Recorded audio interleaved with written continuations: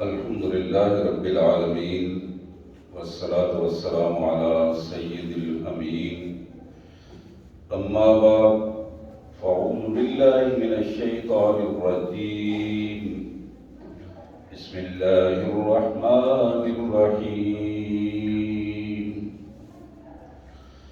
خلقكم من نفس واحدة ثم جعل منها زوجها وأنزل لكم من الأنعام 8 أزواج يخلقكم في بطون أمهاتكم خلقا من بعد خلق في ظلمات 3 ذلكم الله ربكم له الملك لا إله إلا هو فأنى تصرفون إن تكفروا فإن الله غني عنكم ولا يرضى لعباده الكفر وإن تشكروا يرضى لكم ولا تزر وازرة وزر أخرى ثم إلى ربكم مرجعكم فينبئكم بما كنتم تعملون إنه عليم بذات الصدور وإذا مس الإنسان ضر دعا ربه منيبا إليه ثم إذا خوله نعمة منه نسي ما كان يدعو إليه من قبل وجعل لله أندادا ليضل عن سبيله قل تمتع بكفرك قليلا إنك من أصحاب النار أمن هو قانت آناء الليل ساجدا وقائما يحذر الآخرة ويرجو رحمة ربه قل هل يستوي الذين يعلمون والذين لا يعلمون إنما يتذكر أولو الألباب آمنت بالله صدق الله العظيم اللهم صل على سيدنا ومولانا محمد وعلى آل سيدنا ومولانا محمد وبارك وسلم اللهم صل على جميع الأنبياء والمرسلين وعلى الملائكة المقربين وعلى سائر الصحابة والتابعين وعلى عباد الله الصالحين اللہ کے پاک کلام قرآن مجید میں یہ 23واں پارہ ہے 23ویں پارے کا یہ 15واں رکوع ہے جس کی چند آیات تلاوت کی ہیں اور سورہ زمر ہے سورہ زمر کی آیت نمبر 6 سے آیت نمبر 9 تک کی آیات آج ہمارے زیر مطالعہ ہیں سورہ زمر 23ویں پارے میں آیت نمبر 6 سے 9 تک اہم آیات ہیں کائنات کے مالک نے پوری انسان کی تاریخ اس کی ذمہ داریاں اس کے رویے یہ ساری چیزیں اس میں بیان فرمائی ہیں آئیے سب سے پہلے ان مبارک آیات کا سادہ سا ترجمہ اور مفہوم اور پھر انشاءاللہ اس کے پس منظر میں مختصر سی گفتگو اللہ کے مبارک نام سے جو بڑا مہربان بہت زیادہ رحم کرنے والا ہے خلقکم من نفس واحدہ تمہیں اللہ نے ایک جان سے پیدا کیا ہے خلقکم من نفس واحدہ ایک جان سے پیدا کیا ثم جعل منها زوجها پھر اس کے ساتھ اس کا جوڑا بنا دیا اس کی بیوی کو اس کے ساتھ بنایا وَأَنزَلَ لَكُم مِّنَ الْأَنْعَامِ 8 أَزْوَاجٍ اس کی ابتدا بھی 8 قسم کے جانور پاک طیب تمہارے لیے کھانے کے لیے حلال جانور بنا دیے جو تمہاری خدمت بھی کرتے ہیں اور تم ان کو کھاتے بھی ہو خوراک کا کام بھی کرتے ہیں 8 ازواج 60 قسم کے جانور. یخلقکم فی بطون امہاتکم خلقا من بعد خلق فی ظلمات ثلاث. اللہ نے تمہیں تمہاری ماؤں کے پیٹوں میں اس کیفیت میں پیدا کیا، خلقا من بعد خلق. اس کے اندر ہی تخلیق کے مراحل تھے، وہ 3 قسم کے اندھیروں میں ان مراحل کو مالک نے طے کروایا تمہیں. فی ظلمات ثلاث، 3 قسم کے اندھیروں میں تمہاری تخلیق کا عمل جو ہے وہ مکمل ہوا. ذالکم اللہ ربکم، یہ ہے تمہارا رب، پروردگار، مالک، اللہ. یہ سارا نظام اسی کا ہے اور اسی نے یہ سلسلہ بنایا ہے. لہ الملک، اختیار بھی اس کا ہے، بادشاہی بھی اس کی ہے. لا الہ الا ہو، اس کے علاوہ نہ کوئی بادشاہ ہے، نہ حکمران ہے، نہ با اختیار ہے. لا الہ الا ہو، اس کے علاوہ نہ رب ہے، نہ مالک ہے، نہ بادشاہ ہے، نہ حکمران ہے. سارے محتاج ہیں، سارے محتاج ہیں. لہ الملک لا الہ الا ہو. فَأَنَّا تُصْرَفُونَ فَأَنَّا تُصْرَفُونَ،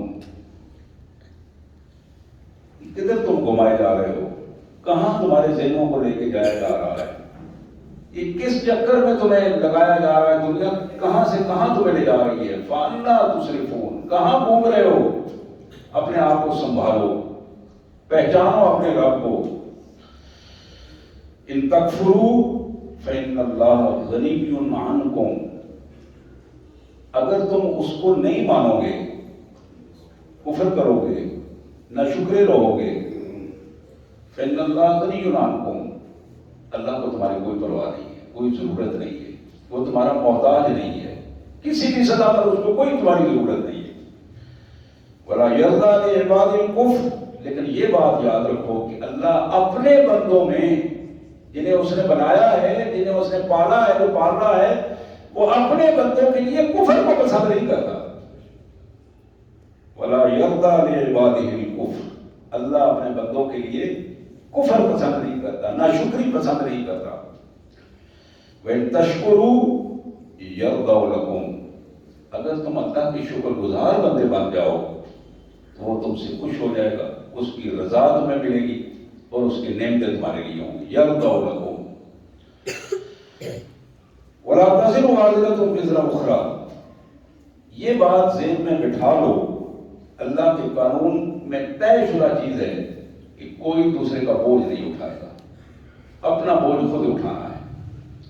اچھا کرو گے تو اچھا ملے گا، برا کرو گے تو برا ملے گا. اپنے کندھوں پر اپنا بوجھ ہے.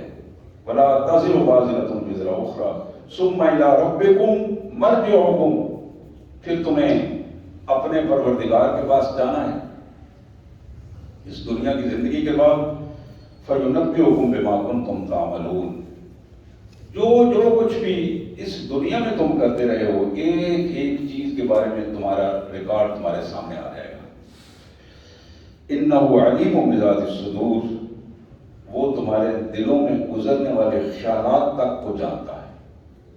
إِنَّهُ عَلِيمٌ بِذَاتِ الصُّدُورِ، دل و دماغ میں آنے والے خیالات تک اس کے علم میں ہے. وَإِذَا مَسَّ الْإِنسَانُ ضُرٌّ دَعَا رَبَّهُ مُنِيبًا إِلَيْهِ، انسان کی پوزیشن یہ ہے جب اسے کوئی تکلیف پہنچتی ہے، دعا ربہ منیبا الیہ، تو پھر اپنے رب کی طرف مڑتا ہے، بڑے ادب سے، بڑے پیار سے، بڑے عاجزی سے اس کو پکارتا ہے. تکلیف میں جب ہوتا ہے، وَإِذَا مَسَّ الْإِنسَانَ ضُرٌّ، تکلیف میں جب ہوتا ہے، دعا ربہ منیبا الیہ، پھر اپنے پروردگار کی طرف رجوع کرتا ہے، پکارتا ہے، اس کو ایک مانتے ہوئے، اس کو بااختیار مانتے ہوئے اس کے ساتھ جڑ جاتا ہے. اور پھر کیا ہوتا ہے؟ ثم اذا خولہ نعمتا منہ نسی ما کان یدعو الیہ من قبل، پھر جب اس کی تکلیف دور ہو جاتی ہے، اللہ اس پر مہربانی کر دیتے ہیں، بیمار ہے تو صحت مند ہو جاتا ہے، تکلیف میں ہے تکلیف دور ہو جاتی ہے، پھنسا ہوا ہے نکل آتا ہے. پھر وہ بھول جاتا ہے کہ اس نے رب کو بھی پکارا تھا، وہ رب بھی ہے جس نے یہ سب کچھ کیا ہے. پھر وہ اپنے آپ کے اندر ایک نئی دنیا بساتا ہے، وہ نئے انداز میں اپنے خیالات، اپنی خواہشات اور اس میں مست ہو جاتا ہے. وَجَعَلَ لِلَّهِ أَنْدَادًا لِيُضِلَّ عَنْ سَبِيلِهِ، اور پھر اللہ کے ساتھ دوسروں کو شریک ٹھہرانا شروع کر دیتا ہے. یہ تو فلاں وجہ سے میں ٹھیک ہو گیا تھا، فلاں نے دعا کی تھی ٹھیک ہو گیا تھا، فلاں کی قبر کی مٹی کھائی تھی تو ٹھیک ہو گیا تھا، فلاں کو سلام کیا تھا تو ٹھیک ہو گیا تھا، وہ اتنی دفعہ میں وہاں گیا تھا تو ٹھیک ہو گیا تھا. لِيُضِلَّ عَنْ سَبِيلِهِ. پھر وہ رب کو بھول جاتا ہے جس کے ساتھ منیب والی گئی، جہاں اس نے رابطہ کیا تھا وہ رابطہ سارا بھول گیا ہونا سیکھا. پھر وہ شیطان اسے، نفس اسے اس چکر میں جب ڈالتا ہے تو پھر اس چکر میں وہ پڑ جاتا ہے.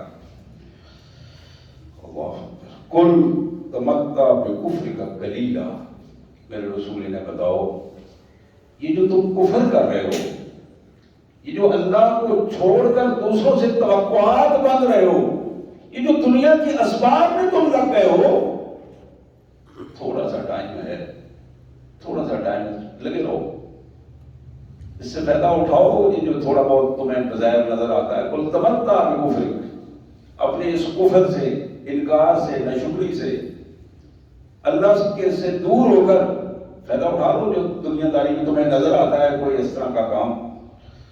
لیکن یہ یاد رکھو انک من اصحاب النار، اللہ کے ریکارڈ میں اگر تمہیں اسی طرح موت آ گئی تو تم پکے جہنمی ہو، پکے جہنمی ہو. پھر اس جہنم سے تمہیں نکالنے والا، مشرک کو جہنم سے نکلنے کی کوئی صورت نہیں ہے. اب یہ پوری ایک ہسٹری اور داستان بیان کر کے آخر میں اللہ فرماتے ہیں امن هو قانت آناء اللیل ساجدا وقائما یحذر الآخرہ ویرجو رحمت ربہ.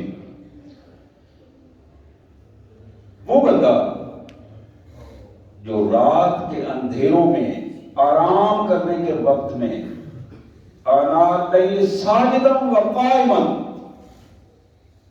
راتوں کے اندھیروں میں سجدے میں پڑ جاتا ہے، کھڑے ہو کر اللہ کے حضور اپنی مناجاتیں پیش کرتا ہے. یحذر الآخرہ، یحذر الآخرہ، آخرت کے جواب دہی سے ڈر جاتا ہے، کانپ جاتا ہے کہ کل میں نے اپنے اللہ کے حضور حساب دینا ہے تو میرا کیا بنے گا. وَيَرْجُو رَحْمَتَ رَبِّهِ، پر اپنے پروردگار کی رحمت کا امیدوار بھی ہے.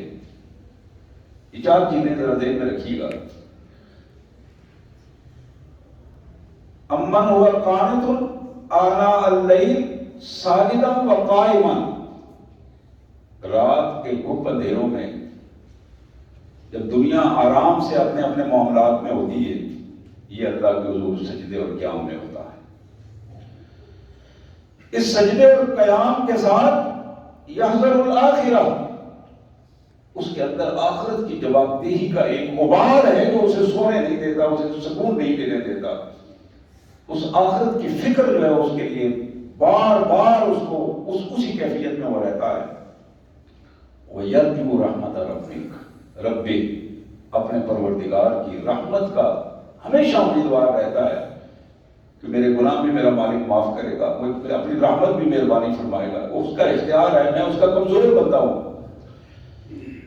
اب اس کے بعد اللہ پوچھتے ہیں قُلْ هَلْ يَسْتَوِي الَّذِينَ يَعْلَمُونَ وَالَّذِينَ لَا يَعْلَمُونَ، میرے رسول ان سے ذرا پوچھو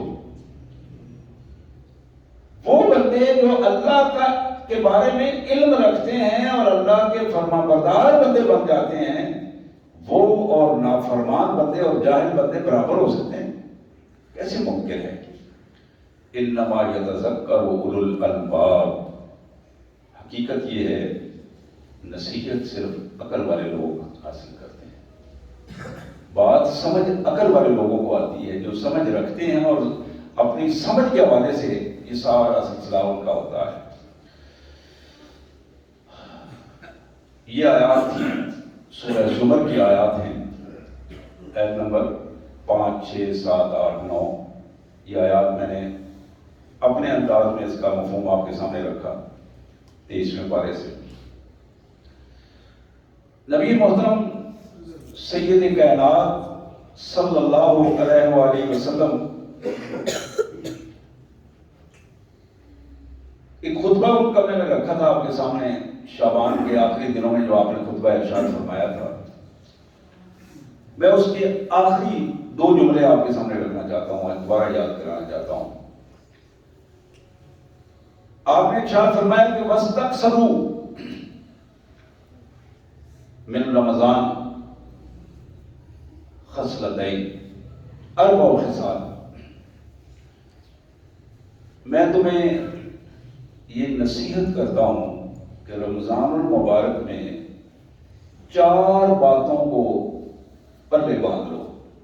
4 خصال، 4 باتیں رمضان المبارک میں یقینی طور پر پلے باندھ لو، اور اس کو کسی صورت میں رمضان کے کسی لمحے پہ بھی نہیں بھولنا۔ یہ بات آپ نے رمضان سے ایک دن پہلے خطبے میں ارشاد فرمایا۔ پھر فرمایا خصلتین ترضون بکم ربکم، 2 باتیں ایسی ہیں جس سے تمہارا رب خوش ہو جائے گا، اللہ کی رضا تمہیں حاصل ہوگی۔ 2 باتیں، ان کو اس انداز میں کرو گے، جتنا اخلاص کے ساتھ ان 2 باتوں کو پر عمل کرو گے، اللہ تبارک و تعالیٰ کی تمہیں اتنی رضا ملے گی، اللہ کی خوشی ملے گی۔ جب اللہ کی رضا اور خوشی تمہیں حاصل ہوگی تو پھر رمضان کے ان لمحات کو گزارنے کا تمہارا مقصد پورا ہو جائے گا۔ وہ 2 چیزیں پہلی جو بتائی وہ کیا ہیں؟ پہلی چیز ہے شہادت اللہ الہ الا اللہ وحدہ لا شریک لہ۔ اس بات کی گواہی تمہاری زبان سے، دل و دماغ سے، کردار سے، تمہارے ماحول سے، جہاں تم جاؤ، جہاں بیٹھے سوتے جاگتے ہو، اس بات کی گواہی نظر آنی چاہیے، لا الہ الا اللہ، کہ میں اس بات کی گواہی دیتا ہوں کہ اللہ کے علاوہ کوئی حکمران نہیں، کوئی مالک نہیں، کوئی رب نہیں، کوئی با اختیار نہیں، میں اس کا عاجز بندہ ہوں، وہ اکیلا ہے، اس کا کوئی شریک نہیں۔ یہ شہادت ہے، یہ شہادت ہے۔ ویسے تو ہم کلمہ شہادت پڑھتے رہتے ہیں، خاص کر جب ہم میت لے جا رہے ہوتے ہیں تو ہم اونچی آواز میں پڑھتے ہیں کلمہ شہادت، اور سارے لوگ اس کو دہراتے بھی ہیں۔ یہ ہماری ایک روایت بن گئی ہے، اگرچہ یہ سنت نہیں ہے لیکن روایت بن گئی ہے، معاشرے کی ایک روایت بن گئی ہے۔ عمومی طور پر بھی ہم بیٹھے پڑھتے، بعض اوقات دوسرا کلمہ سنائیں گے، کلمہ شہادت، اسکولوں میں بھی بچوں کو پڑھاتے ہیں، لیکن ہمیں اس کا ادراک نہیں ہو پاتا کہ یہ کلمہ شہادت میں جو شہادت ہم دے رہے ہیں یہ کیا چیز ہے، یہ کیا چیز ہے، یہ شہادت کیا چیز ہے۔ کبھی آپ کے ذہن میں آیا ہو کہ جج کے سامنے جا کے شہادت دیتے ہیں، شہادت گواہی دی جاتی ہے، کیا گواہی ہے کہ میں اس بندے کو جانتا ہوں، قسم کھا کر کہتا ہوں میں اس بندے کو جانتا ہوں۔ اگر اس کے حق میں گواہی ہے تو وہ اس کے حق میں گواہی دے رہا ہوتا ہے، الفاظ بول رہا ہوتا ہے، اور اگر اس کے خلاف گواہی ہے تو اس کے خلاف دے رہا ہوتا ہے۔ تو یہ شہادت جسے قرآن نے کہا، پھر سورہ انعام میں غالباً اللہ فرماتے ہیں کہ یہ شہادت تمہیں اپنے اوپر دینی ہے، اپنے اوپر۔ بڑی مشکل بات ہے، آدمی اپنے عیبوں پر پردہ خود ڈالتا ہے، بعض اوقات بالکل سامنے جرم کر رہا ہوتا ہے اور آنکھوں میں دھوپ ڈھونڈنے کی کوشش کرتا ہے، میں نے کچھ نہیں کیا، کچھ بھی نہیں ہوا، سب نے دیکھا کچھ نہیں ہوا۔ اللہ فرماتے ہیں تم یہ کہہ رہے ہو کچھ نہیں ہوا،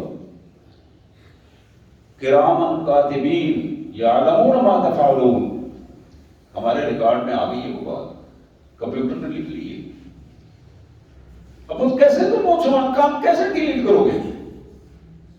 وہ تو ریکارڈ بن گیا ہے. تم جس جگہ پر بیٹھ کر اللہ کی نافرمانی کر رہے ہو اس ہوا نے وہ ریکارڈ کر دی ہے، اس فضا میں وہ ریکارڈ ہو گئی ہے. جن ہاتھوں سے جرم کر رہے ہو ان ہاتھوں نے ریکارڈ کر دیا ہے، پاؤں نے ریکارڈ کر دیا ہے، تمہاری نظروں نے ریکارڈ کر دیا ہے. اليوم نختم على افواههم وتكلمنا ايديهم وتشهد ارجلهم بما كانوا يكسبون. یہ گواہی جب اس کے بارے میں پوچھا جائے گا تو پھر وہاں تو زبان بند کر دیتے. جس زبان سے جھوٹ بول رہے ہو، جس زبان سے گواہی کو ناگواہی میں تبدیل کر رہے ہو، یعنی کچھ نہیں ہوگا، وہ زبان تو بند ہو جائے گی. وَتُكَلِّمُنَا أَيْدِيهِمْ، تمہارے ہاتھ ہم سے بات کریں گے. وہ ہاتھ بتائیں گے جناب نہیں اس نے یہ کیا ہے، اس نے کیا ہے، مجھ سے کروایا تھا. وہ شہادت ہاتھ دیں گے. وَتَشْهَدُ أَرْجُلُهُمْ، یہاں بھی شہادت کا لفظ استعمال ہوا، یہ شہادت تمہارے پاؤں دیں گے جن سے چل کر تم جا کر وہ جرائم تم کرتے رہے ہو، وہ شہادت تمہارے پاؤں دیں گے. تو میں عرض کر رہا تھا حضور اکرم صلی اللہ علیہ وسلم نے فرمایا کہ پہلا کام رمضان میں جو پکا کرنا ہے تمہیں اس شہادت کو پکا کرو کہ تم جہاں کہیں بھی ہو یہ بات ثابت ہو جائے کہ تم وحدہ لا شریک کے بندے ہو، وحدہ لا شریک کے بندے ہو. تمہارا اٹھنا بیٹھنا، تمہاری توقعات، تمہاری امیدیں ساری کی ساری اللہ وحدہ لا شریک سے ہوں، اللہ وحدہ لا شریک سے ہوں. کسی سے کوئی امید نہ ہو. جو اسباب بنتے ہیں وہ بھی وہی بناتا ہے اور بغیر اسباب کے بھی وہی مالک ہے اور اسی کا حکم بغیر اسباب کے بھی چلتا ہے. وہ سبب کا محتاج نہیں، وہ مسبب الاسباب ہے. سبب وہ خود پیدا کرتا ہے، اس کے حکم سے پیدا ہوتے ہیں. تو یہ بات شہادت اپنے اوپر، اپنے اہل خانہ کی شہادت، اپنے بچوں کی شہادت. جرم کر کے بچہ گھر آ جائے، ماں پردہ ڈال دیتی ہے. میرا بیٹا تو گھر میں سویا ہوا تو آپ کو پتہ ہی آپ کو خام خام اس کو پیچھے لگے ہوئے. میرے بچے نے کہا وہ تو اس کا تو مزاج ہی ایسا نہیں، اس کی تو سرشت میں ہی یہ بات نہیں ہے جو تم کر رہے ہو، یہ تو فضول باتیں کر رہے ہو میرے معصوم بچے کو. تم ماں کو پتا ہے وہ اس پر پردہ ڈال رہی ہے. اب وہ جو ایک دفعہ پردہ ڈالا ہے اس نے اس کو برائی کی لائن پہ لگا دیا ہے. جب برائی کی لائن پہ لگا دیا ہے تو نتیجہ یہ نکلا ہے کہ آہستہ آہستہ وہ بہت بڑا مجرم بن گیا ہے. اس کے بارے میں ماں کو گواہی دینی ہے کہ ہاں یہ بیٹا میرا ہے، اس سے اگر اس نے کوئی جرم کیا ہے تو پوچھ لیتے ہیں، سامنے آ جاتا ہے. میں نے چھوٹی کی تو مثال کی بات ہے نا، شہادت تو بڑا وسیع موضوع ہے. اسی طرح ایک دکاندار شہادت دے رہا ہے اپنے دکان میں بیٹھ کر، کاروباری آدمی، ایک کسان زمیندار اپنے کھیتی باڑی کے بارے میں شہادت دے رہا ہے. ایک فرد جو اپنے ماحول میں اس کی ذمہ داری کسی کو چیک کرنا ہے، وہ چیک کرنے کی ذمہ داری ادا کرنے کی شہادت دے رہا ہے اور کل اللہ کے حضور سے پوچھا جائے گا.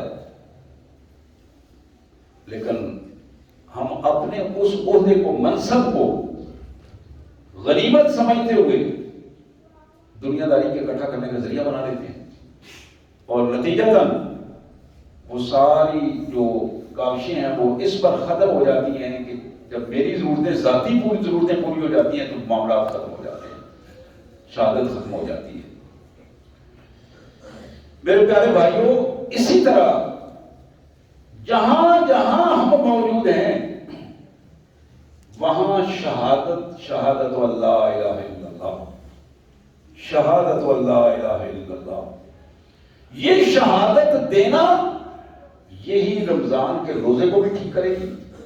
یہ شہادت دینا یہ رات کی تراویحوں کو بھی ٹھیک کرے گا. یہ شہادت دینا یہ قرآن کی تلاوت کو بھی ٹھیک کرے گا. لیکن اگر یہ شہادت درست نہ ہوئی، شہادت درست نہ ہوئی تو نہ روزہ کام آئے گا، نہ تراویح کام آئے گی، اور نہ کوئی قرآن پڑھنا کام آئے گا، اور نہ قرآن سنانا کام آئے گا۔ بات ذرا سخت سی ہے لیکن حقیقت یہی ہے۔ یہ پہلی بات تھی 4 باتوں میں سے۔ اربع خصال، حضور نے فرمایا 4 باتیں پلے باندھ لو، رمضان کے کسی لمحے میں سے نہ بھولو۔ پہلی بات یہ ہے کہ شہادت لا الہ الا اللہ۔ تمہاری زندگی میں شہادت، اللہ کے مالک ہونے کی شہادت، اللہ کے رب ہونے کی شہادت، اللہ کے حکمران ہونے کی شہادت، یہ تمہاری زندگی میں اس کو مکمل طور پر رہنا چاہیے کہ شہادت جو ہے وہ شہادت کے طور پر ہو، گواہی کے طور پر ہو، اور وہ نظر آئے تمہارے ذہن میں بھی، کردار میں بھی، نظروں میں بھی، ہاتھوں میں بھی، اور تمہاری حیاداری میں بھی، اور تمہارے رویوں میں بھی، اور تمہاری ذمہ داریوں میں بھی۔ جب ہم خوش ہوتے ہیں تو پھر ہم شہادت کو بھول جاتے ہیں۔ خوشی میں ہمیں شہادت یاد نہیں رہتی، اور جب ہم کہیں پریشان ہوتے ہیں، غمی کی پوزیشن ہوتی ہے، پھر تو ویسے ہی پریشان ہوتے ہیں، تو وہ پریشانی کی وجہ سے ہم وہ خوش و آواز ہی کرنے رہتے ہیں۔ لیکن بندہ مومن جب خوش ہوتا ہے تو اس کی شہادت یہ ہے کہ وہ اللہ کا شکر ادا کرتا ہے۔ بندہ مومن جب پریشان ہوتا ہے، اس کی پریشانی میں شہادت یہ ہے کہ وہ اللہ سے استغفار کرتا ہے، اپنے گناہوں کی معافی مانگتا ہے اور اپنی اصلاح کرنے کی کوشش کرتا ہے۔ دوسری بات جو حضور صلی اللہ علیہ وسلم نے فرمائی، وَتَسْتَغْفِرُونَهُ، اللہ سے اپنے گناہوں کی معافی مانگو۔ رمضان میں یہ ٹائم اپنے گناہوں کو معاف کرانے کا ٹائم ہے۔ ہم کیا کرتے ہیں، جب معافی مانگنے کا ٹائم ہوتا ہے تو اس وقت ہم اکثر سو رہے ہوتے ہیں۔ معافی مانگنے کا ٹائم ہوتا ہے تو ہم کرکٹ کھیل رہے ہوتے ہیں، رات کو ڈبل ریکیں لگائی ہوتی ہیں، اور پھر اپنا نظام جو چلا رہا ہوتا ہے۔ شیطان نے ایک نیا گیٹ اپ دے دیا ہم کو، بس اس طرح کا، اور یہ بہت اچھا سلسلہ ہے۔ لوگ تراویحوں میں ہوتے ہیں اور ہم کھیل کود میں مصروف ہوتے ہیں۔ وَتَسْتَغْفِرُونَهُ، اپنے رب سے اپنے گناہوں کو بخشوانے کی کوشش کرو۔ اس سے خوبصورت موقع تمہیں زندگی میں نہیں ملے گا۔ ہر روز نبی رحمت صلی اللہ علیہ وسلم نے فرمایا، ہر روز رات اللہ تبارک و تعالی صبح سحری سے پہلے آسمان دنیا پر آ کر اعلان فرماتے ہیں، کوئی ہے ایسا مجبور آدمی جو مجبور ہو اور اس کی نہ سنی جا رہی ہو، تو میرے دروازے اس کے لیے کھلے ہیں، وہ آئے اور میں اس کی مدد کروں اور اس کا معاملہ ٹھیک کروں۔ الگ الگ بیمار، مجبور، حدیث میں الگ الگ الفاظ آتے ہیں، ایک ایک کو آواز دے کر یہ بتایا جاتا ہے۔ جو آواز سننے والے ہیں وہ سن لیتے ہیں اور وہاں پہنچ جاتے ہیں، اور اللہ تعالیٰ ان کی آسانیاں بھی پیدا فرما دیتے ہیں۔ لیکن کچھ کو آواز نہیں آتی، کچھ کو آتی ہے لیکن وہ گڑمیز مار کے پڑے ہوتے ہیں، اپنے اپنے کھاتوں میں لگے ہوتے ہیں۔ نبی رحمت صلی اللہ علیہ وسلم نے فرمایا، ان العبد اذا طرف ثم تاب تاب اللہ علیہ۔ گناہوں کے بخشوانے کا طریقہ یہ ہے کہ جب بندہ اپنے گناہوں کا اعتراف اپنے مالک کے سامنے کرتا ہے، اعتراف کرتا ہے، ان العبد اذا طرف، اعتراف کرتا ہے، مانتا ہے کہ یا اللہ یہ ہوا، یہ مجھ سے غلطی ہوئی، ثم تاب، پھر اللہ سے رجوع کرتا ہے، اللہ سے توبہ کرتا ہے، تاب اللہ علیہ، اللہ خصوصی طور پر اپنے اس بندے پر رحم فرماتے ہیں، اس کی توبہ بھی قبول کرتے ہیں اور اس پر اپنی مہربانیاں بھی فرماتے ہیں۔ اور صرف یہ نہیں، قرآن مجید نے اس سے آگے بڑھ کر کہا، اولئک یبدل اللہ سیئاتہم حسنات۔ جب کسی کوئی بندہ سچی توبہ کرتا ہے، اللہ تبارک و تعالیٰ اس کی توبہ کو یوں قبول کرتے ہیں کہ اس کے گناہوں کو نیکیوں میں بدل دیتے ہیں۔ اولئک یبدل اللہ سیئاتہم حسنات، اس کے سیئات کو حسنات میں بدل دیتے ہیں۔ تو یہ دو چیزیں ہو گئی، پہلی چیز تھی شہادت اللہ الہ الا اللہ، دوسری چیز میں نے عرض کی وَتَسْتَغْفِرُونَهُ، اللہ کے پیارے حبیب صلی اللہ علیہ وسلم نے فرمایا اپنے اللہ سے اپنے گناہوں کو بخشوانے کی کوشش کرو۔ اب دو چیزیں آ گئی، ان دو چیزوں کے بارے میں ارشاد یہ تھا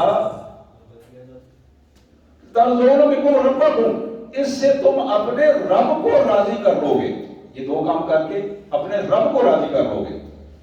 پھر فرمایا وَخَصْلَتَيْن، دو دوسری چیزیں ہیں جس پر تم عمل کرو گے اللہ تعالیٰ تمہیں دنیا سے استغنا عطا فرمائے گا۔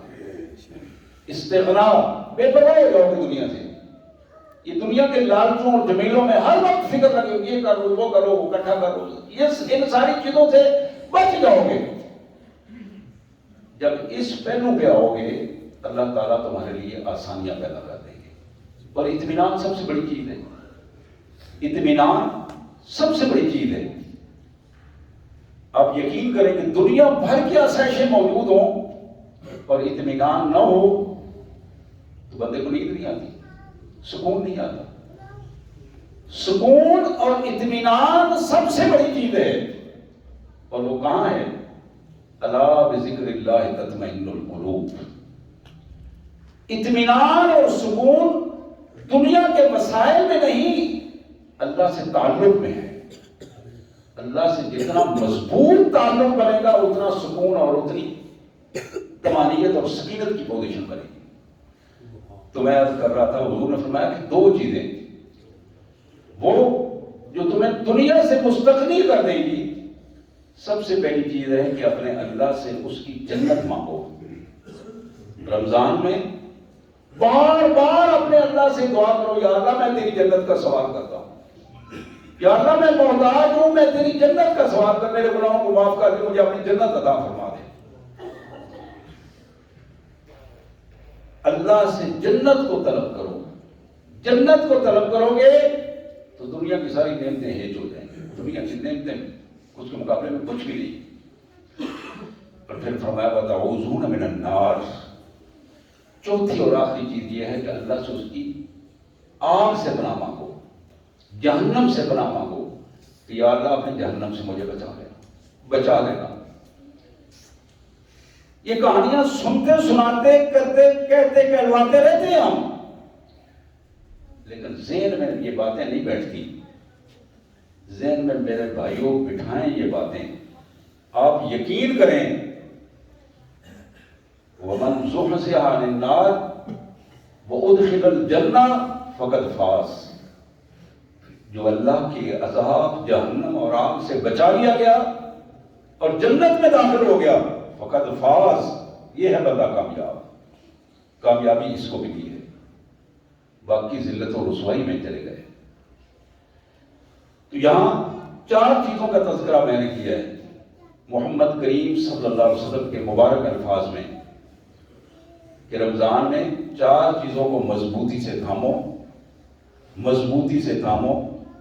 پہلی چیز کہ تمہارے ہر کام میں، ہر عمل میں، زبان میں، ہر سطح پر اللہ کی شہادت، اللہ کی گواہی، تمہارا کردار بھی دے، تمہاری زبان بھی گواہی دے، دل و دماغ بھی دے، اس میں شہادت۔ اور دوسری چیز اللہ سے اپنے گناہوں کی معافی۔ تیسری اور چوتھی چیز جو تمہیں دنیا سے مستغنی کر دے گی، اللہ سے اس کی جنت کو طلب کرو اور اللہ تبارک و تعالیٰ سے اس کے جہنم سے معافی مانگو۔ حضور اکرم صلی اللہ علیہ وسلم نے فرمایا کہ جب بندہ اپنے اللہ کے حضور معافی مانگتا ہے، جنت طلب کرتا ہے، تو جنت اللہ کے حضور درخواست کرتی ہے 3 دفعہ۔ حضور نے فرمایا جو بندہ 3 دفعہ اللہ سے جنت مانگتا ہے، جنت اللہ کے حضور درخواست کرتی ہے کہ یا اللہ اس اپنے بندے کو مجھے عطا کر دے، اس کو اجازت دے دے کہ جنت میں اس کا داخلہ آسان ہو جائے۔ یعنی جنت سفارش کرتی ہے، آپ جنت اللہ سے مانگتے ہیں، جنت سفارش کرتی ہے۔ اسی طرح آپ جہنم سے پناہ مانگتے ہیں، 3 دفعہ پناہ مانگتے ہیں۔ حضور اکرم صلی اللہ علیہ وسلم نے فرمایا کہ جہنم اللہ کے حضور یہ درخواست کرتی ہے کہ یا اللہ یہ تیرا بندہ ہے، مالک یہ تیرا بندہ مجھ سے الگ رہنا چاہتا ہے، مجھ میں نہیں آنا چاہتا، تیرے خوف کی وجہ سے تیرے عذاب سے ڈرتا ہے، اس کو مجھ سے دور رکھنا۔ اب یہ پہلو جس سطح پر انسان اپنے آپ کو لے کے آتا ہے۔ اب ایک آیات جو میں نے سورہ زمر کی آیات آپ کے سامنے رکھی اور یہ حدیث مبارک آپ کے سامنے رکھی، ان کے بعد آج 8-10 دن مجموعی طور پر جو روزے گزرے ہیں ہمارے، ہم نے دیکھنا ہے کہ ہم کہاں کھڑے ہیں، کس رویے کے ساتھ یہ روزے گزر رہے ہیں، روایتی انداز میں گزر رہے ہیں یا اپنے اندر کوئی تبدیلی آئی ہے یا کوئی ایسی کوئی پوزیشن ہے کہ آج اگر ہماری موت آ جائے تو کس چیز کو ہم اپنی جھولی میں ڈال کر اپنے اللہ کے حضور لے کے جائیں گے۔ یہی سوال ہے روزے کے بارے میں بھی، یہی سوال ہے نمازوں کے حوالے سے بھی، اور یہی سوال ہے خیرات کے حوالے سے بھی، یہی سوال ہے رویوں کے حوالے سے، معاملات کے حوالے سے۔ تو میرے بھائیوں، میں نے پہلے بھی کئی دفعہ عرض کیا، آج بھی اپنی بات کو ختم کرتے ہوئے میں دوبارہ عرض کروں گا کہ 4 چیزیں ہیں جن کو قرآن و سنت نے اپنے ماننے والوں کے لیے بتایا ہے کہ کامیابی کا راز ان 4 چیزوں میں ہے۔ اپنا عقیدہ درست کر لو، عقیدہ درست کر لو۔ عقیدے میں جب خرابی آئے گی، عقیدے میں خرابی آئے گی، اللہ کے بارے میں، رسول کے بارے میں یا آخرت کے بارے میں عقیدے میں خرابی آئے گی، آپ یقین کریں کچھ نہیں ملے گا، بنیاد ختم ہو جاتی ہے، نیت ختم ہو جاتی ہے۔ عقیدہ درست کر لیں، عبادات درست کریں، نماز، روزہ، حج، زکوٰۃ، عبادات کو درست کریں۔ عبادات درست ہو جائیں گی، نمازیں درست ہوں گی۔ ہم نماز میں کھڑے ہوتے ہیں، سوچ رہے ہوتے ہیں کہ آج کتنی سیل ہوئی ہے، کتنی سیل نہیں ہوئی، وہ فلاں کام کرنا تھا، فلاں کام کرنا تھا، وہ جانا تھا۔ اب وہ چیزیں ساری ذہن میں گھوم رہی ہوتی ہیں تو یہ پتہ ہی نہیں ہوتا کہ ہم کس کے حضور کھڑے ہیں، اور وہ جانتا ہے کہ ہمارے ذہن میں کیا چل رہا ہے۔ عبادات کو درست کریں، کھڑے ہوتے ہوئے پتہ ہو آپ کو کہ آپ اللہ کے حضور کھڑے ہیں۔ اسی کیفیت میں اپنے معاملات درست کریں۔ جس رزق کو ہم سمیٹنے کی کوشش کر رہے ہیں وہ تو اللہ کے حکم سے، وہ تو اللہ نے فرمایا وہ تو میری ذمہ داری ہے، وہ پھر سمائے رزقوں کو مبادور، وہ تو میری ذمہ داری ہے، میں اس رزق کو کا ذمہ دار ہوں، تمہیں اس کی فکر کرنے کی ضرورت نہیں، تمہیں اس کی فکر کی ضرورت ہے کہ تم درست طریقہ استعمال کرو اس کی حاصل کرنے کا۔ وَأَجْمِلُوا فِي طَلْبِ الرِّزْقِ، رزق کے حصول کے لیے درست طریقہ استعمال کرو۔ حکم میرا ہے، دینا میں نے ہے، کتنا دینا ہے یہ تمہاری قسمت نہیں، یہ میرا فیصلہ ہے۔ تو میرے پیارے بھائیوں، یہ معاملات، لینے دینے کے معاملات، ان کو درست کریں۔ اور چوتھی چیز ہے اخلاق، ہمارا زبان کا رویہ، نظروں کا رویہ۔ روزہ رکھا ہوا ہے، زبان اسی طرح چل رہی ہے، گالا گلوچ بھی چل رہا ہے، غصہ بھی چل رہا ہے۔ حضور صلی اللہ علیہ وسلم نے تو اس حد تک فرمایا کہ اگر تمہارا کہیں کوئی جھگڑا بھی ہو جائے تو اس کا جواب نہیں دینا، قل انی صائم، صرف اتنا کہو کہ میں روزے دار ہوں، صرف ایک جملہ کہہ دو میں روزے دار ہوں۔ کوئی زیادتی کر کے چلا جائے اس کو اللہ کے حوالے کرو۔ اللہ تعالیٰ لا یضل ربی ولا ینسیٰ، میرا رب نہ بھولتا ہے نہ وہ قانون کو توڑتا ہے۔ مالک کے قانون بھی نفاذ ہوتے ہیں، وہ یاد بھی رکھتا ہے، میرے مالک کے علم میں ہے جو کچھ ہو رہا ہے، ذرا اس پہ چھوڑ کے تو دیکھو۔ ہم تو موقع پہ نپٹانا چاہتے ہیں، کوئی ایک اگر غلط بات کرتا ہے تو ہم کہتے جائے گا کہاں، پکڑ کر ہم اس کو 2-4 سناتے جب تک نہیں ہوتی، تک طبیعت صاف نہیں ہوتی، اپنی اطمینان نہیں ہوتا۔ تو میرے پیارے بھائیوں، یہ پہلو بڑا اہم پہلو ہے کہ ہمارا اخلاق درست ہو، معاملات درست ہو جائیں، عبادات درست ہوں۔ یہ تھوڑے سے وقت میں عقیدہ درست ہو، اور یہ چاروں چیزیں جب درست ہو جائیں تو پھر اللہ کی ضمانت یہ ہے، حضور صلی اللہ علیہ وسلم نے فرمایا کہ اللہ نے ضمانت دی ہے میری امت کے لیے خصوصی طور پر، ہر روز رمضان میں جنت کو نئے سٹائل میں اللہ حکم دیتے ہیں کہ اب نئے سٹائل میں اس کو پر رونق بناؤ، آسائش بناؤ، اور اس کی وجہ یہ بتاتے ہیں، 7 فرشتوں کو حکم دیتے ہیں ممکن ہے میرے کسی بندے کی موت کا وقت اس رمضان میں آ جائے اور وہ روزے سے ہو تو تم اس جنت میں اس کا استقبال کرنا، ہر روز نئے انداز میں۔ تو میرے بھائیوں، میری بہنوں، خصوصی طور پر اس حوالے سے اپنے آپ کو باشعور بناؤ اور شعوری طور پر اپنے آپ کو باعمل بنا کر رمضان المبارک سے فائدہ اٹھاؤ۔ اللہ تعالیٰ مجھے آپ سب کو اس کی توفیق عطا فرمائے اور ہماری مدد فرمائے تاکہ ہم رمضان المبارک میں اس پہلو سے اپنے آپ کو کامیاب کر سکیں۔ وآخر دعوانا الحمدللہ رب العالمین۔